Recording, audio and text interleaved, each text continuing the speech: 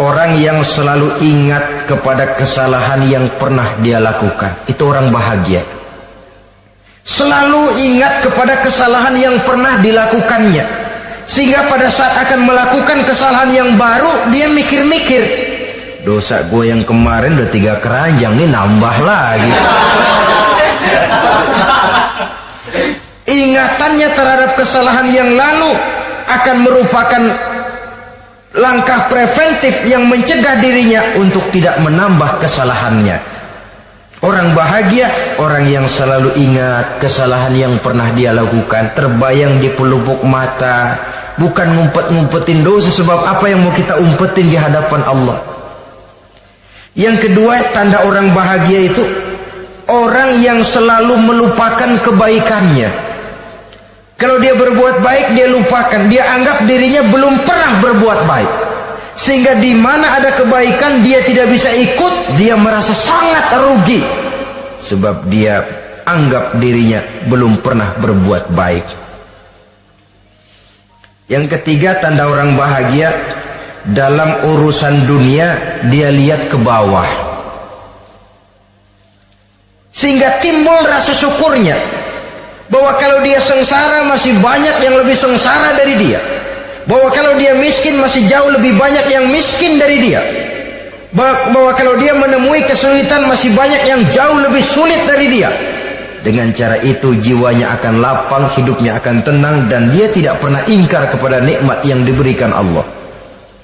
Sebaliknya yang keempat, tanda orang bahagia itu dalam urusan akhirat dia lihat ke atas.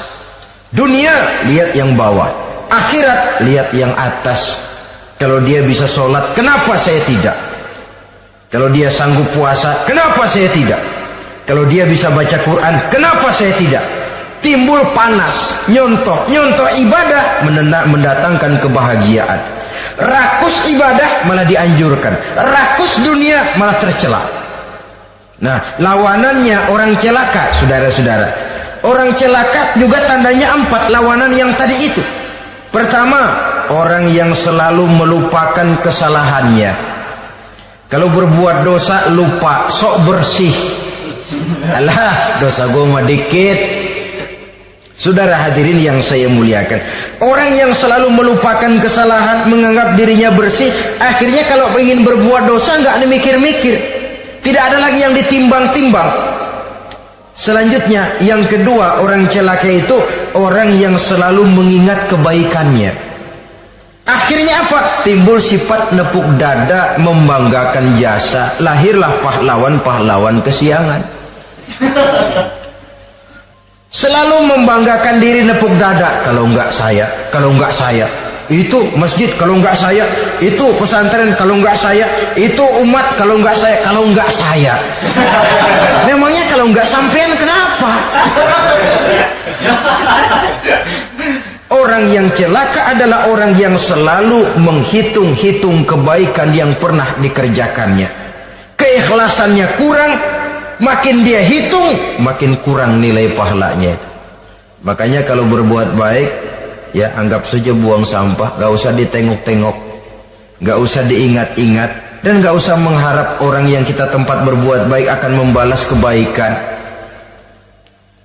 Saudara hadirin yang saya muliakan, yang ketiga tanda orang celaka dalam urusan dunia, ngelihatnya ke atas. Panasnya timbul, syirik dan dengkinya naik, rakusnya jadi.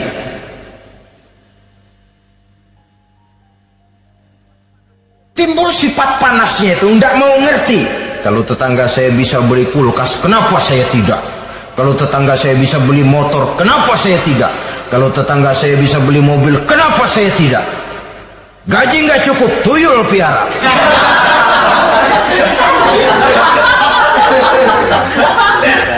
Orang itu kalau sudah didorong oleh rakus kan bisa jadi menghalalkan segala macam cara untuk mencapai tujuan.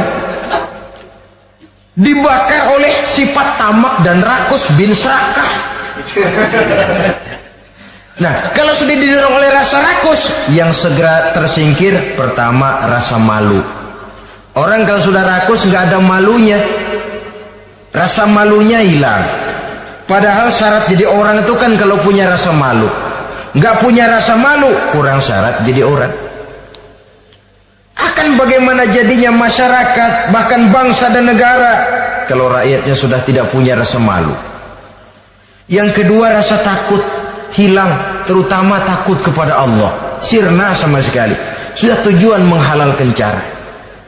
Yang keempat, tanda orang celaka dalam urusan akhirat, lihatnya malah ke bawah. Kenapa kamu enggak sholat? Itu bapak anu yang tuaan, enggak, saya enggak lagi. Kenapa ngelihatnya mesti kepada yang begitu? Sehingga lalu tidak ada gairah untuk mencontoh. Saudara-saudara kaum muslimin rahimakumullah, walaupun serba singkat oleh karena terbatasnya ruang pembicaraan ini, mudah-mudahan bisa memberikan gambaran sepintas tentang ciri-ciri orang yang bertaubat. Dengan harapan, marilah kita menjadi orang yang bertaubat sebenarnya, dengan ciri menyesal terhadap dosa yang pernah kita lakukan, meninggalkan perbuatan jahat, dan berjanji tidak akan mengulangi lagi perbuatan jahat itu.